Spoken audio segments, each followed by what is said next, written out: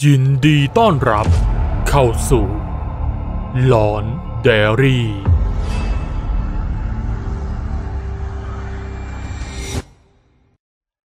สนับสนุนพวกเราหลอนไดอารี่ได้โดยตรงโดยการกดปุ่มซุปเปอร์แตงค์ด้านล่างของคลิปนี้ได้เลยนะครับหาดทรายสีขาวสะท้อนกับแสงแดดจ้าของพระอาทิตย์เสียงคลื่นลมจากท้องทะเลสีครามที่ทอดยาวไกลสุดลูกหูลูกตาจนเห็นเป็นเส้นขอบฟ้าที่ตัดกับสีของน้ำทะเลราวกับสวงสวรรค์ของเหล่านักท่องเที่ยวที่ได้มายังหาดแห่งนี้เสียงเจี๊ยวจ้าวของเหล่าเด็กๆที่วิ่งเล่นไล่จับกันอย่างสนุกสนานก่อนที่หนึ่งในนั้นจะหยุดชะงักแล้วจ้องมองไปที่ท้องทะเลด้วยความสงสัยสายลมที่เปลี่ยนกระแสฉับพลันพร้อมฝูงนกที่บินว่อนอย่างประหลาดทำให้นักท่องเที่ยวสาวคนหนึ่งที่นอนอยู่บนชายหาดข้างแฟนหนุ่มเริ่มผิดสังเกตจึงได้ลุกขึ้นพร้อมกับคนอื่นๆจ้องมองลงไปยังท้องทะเลที่จู่ๆน้ำก็ลดหวบลงอย่างที่ไม่เคยเป็นมาก่อนทันใดนั้นคลื่นยักษ์ที่ก่อตัวขึ้นก็ได้เคลื่อนตัวเข้ามาอย่างรวดเร็วทำให้ทุกคนแตกตื่นส่งเสียงร้องลั่นวิ่งหนีตายกันอย่างโอลหม่านคลื่นสูงราว50 เมตรถาโถมถล่มแนวชายฝั่งและกวาดกลืนชีวิตทุกสรรพสิ่งทั้งบ้านเรือนและผู้คนบนชายหาดจนหายวับไปกับตาเกิดเป็นโศกนาฏกรรมครั้งใหญ่จากภัยทางธรรมชาติที่ฆ่าชีวิตไปนับพันคนหลังจากเหตุการณ์คลื่นยักษ์สึนามิได้สงบลงทิ้งไว้แต่เพียงความสูญเสียครั้งยิ่งใหญ่บ้านเรือนพังพินาศราบเป็นหน้ากลองพื้นที่ที่ได้รับความเสียหายถูกตัดขาดจากโลกภายนอกแทบจะทันทีซึ่งนอกจากซากปรักหักพังแล้วยังมีร่างที่ไร้วิญญาณอีกนับร้อยนับพันที่กระจัดกระจายอยู่ตามที่ต่างๆและลอยคออยู่ในท้องทะเลกลายเป็นภาพสุดสะเทือนขวัญของความสูญเสียที่มากเกินจะรับไหว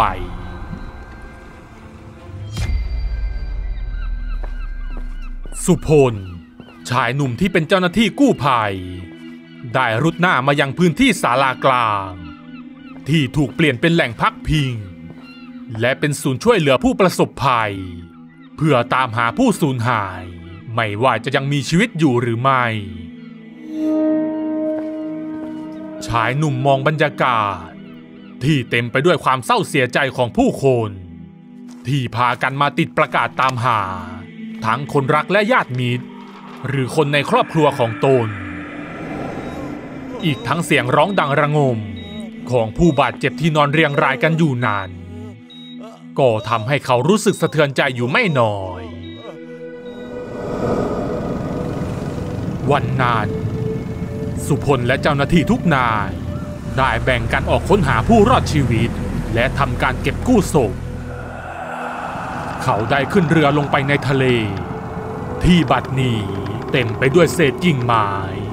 รวมถึงซากจากบ้านเรือนที่ถูกคลื่นซัดลอยกระจัดกระจายอยู่เต็มไปหมดทันใดนั้นเขาก็เห็นแผ่นหลังของร่างหนึ่งที่ลอยคว่ำหน้าลงใต้น้ำเขาจึงสั่งให้หยุดเมื่อเรือเข้าไปไกลมาช่วยกันเร็วสุพลบอกขจรเจ้าหน้าที่รุ่นน้องอีกนายที่มาด้วยกันพวกเขาเอื้อมมือไปจับร่างอันเย็นเฉียบของหญิงสาวและช่วยกันออกแรงดึงขึ้นมาบนเรือก่อนจะพบว่าเธอนั้นกำลังตั้งท้องทำให้สุพลและขจรที่ได้เห็นถึงกับเขาอ่อนน่าสงสารจังเลยนะพี่รีบหาผ้ามาคลุมไว้แล้วไปกันต่อชายหนุ่มบอกเสียงสั่น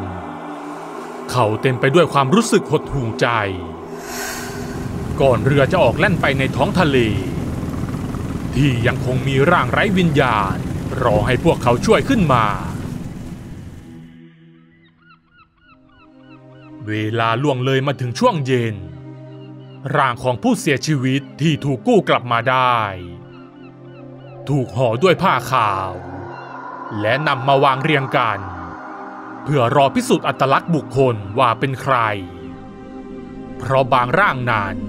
อยู่ในสภาพที่ไม่สามารถระบุตัวตนได้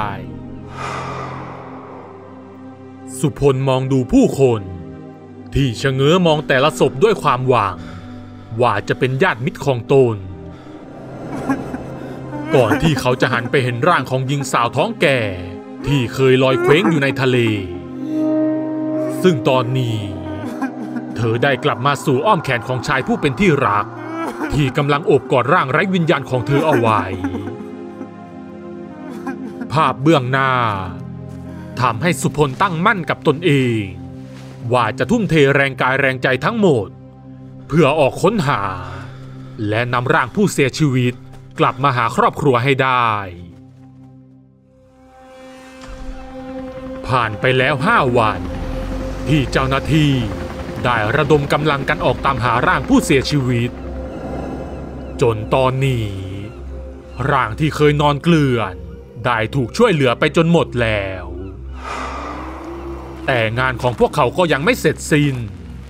เพราะยังต้องออกตามหาร่างผู้สูญหายซึ่งเชื่อว่า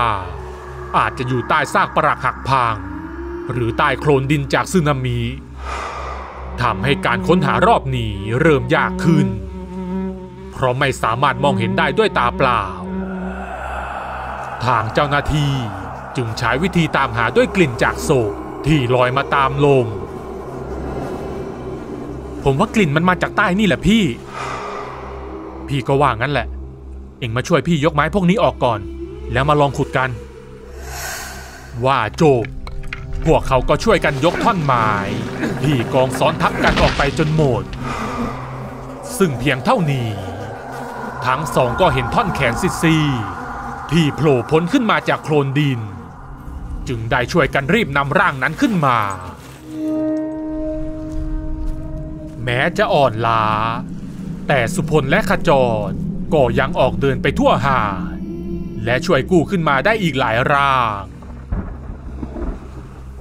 ท่ามกลางท้องฟ้าสีครึ้มจากหมู่เมฆที่เคลื่อนตัวมารวมกันผมว่าเรากลับกันก่อนเถอะฝนทำท่าจะตกแล้วเมื่อกลับมาถึงศูนย์สุพลก็ได้มานั่งพักที่มุมหนึ่งพร้อมกับมือมองออกไปนอกหน้าต่างซึ่งไม่นานสายฝนก็โปรยลงมาเขาหวังเพียงว่าตนจะสามารถนำร่างผู้สูญหายกลับส่งครอบครัวที่ยังคงเฝ้ารอด้วยความหวังในแต่ละวัน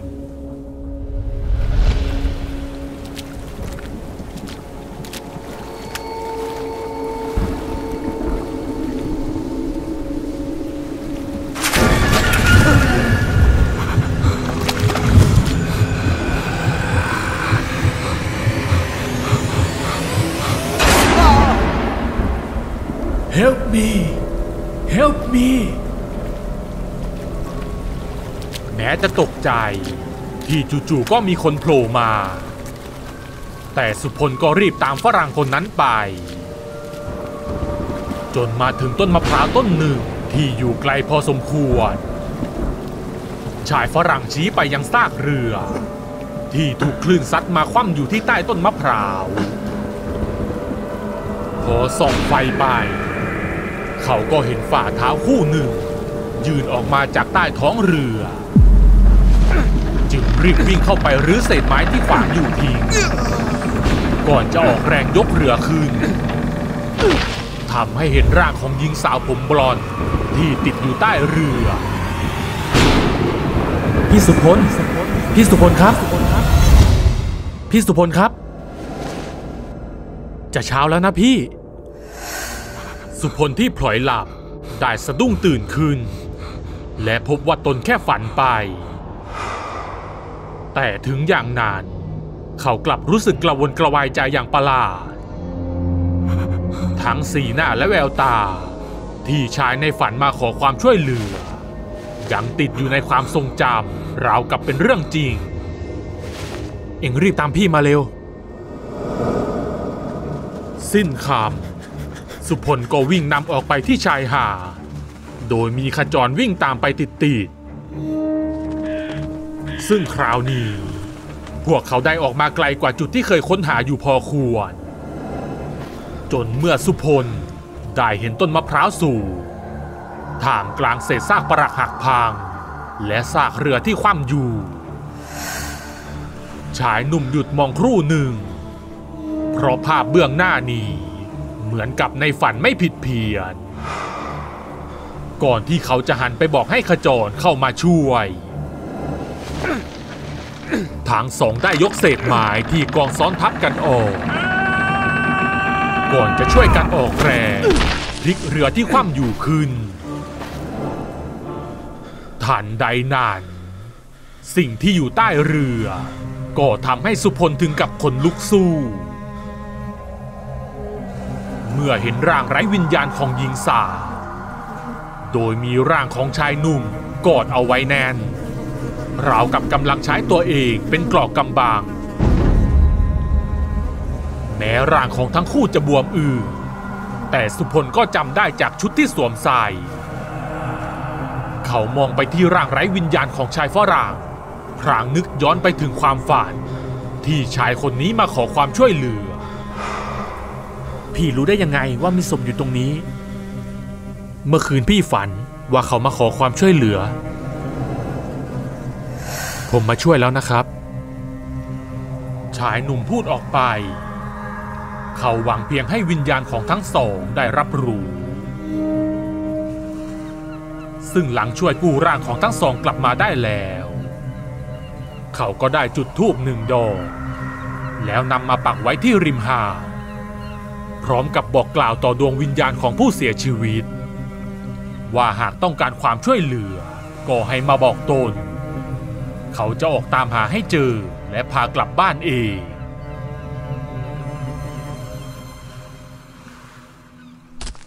ซึ่งหลังจากวันนั้นสุพลก็ได้ฝันถึงดวงวิญญาณมากมายที่มาร้องขอความช่วยเหลือหรือบางครั้งเขาก็เห็นด้วยตาเนื้อว่ามีดวงวิญญาณมาชี้นิ้วบอกว่าร่างของตนติดอยู่ตรงไหนซึ่งสุพลก็ไม่เคยหวาดกลัวเลยแม้แต่น้อยจนเมื่อทุกอย่างเสร็จสิ้นชายหาดที่เคยเสียหายและบ้านเรือนที่เคยพังย่อยยับไปในตอนนั้น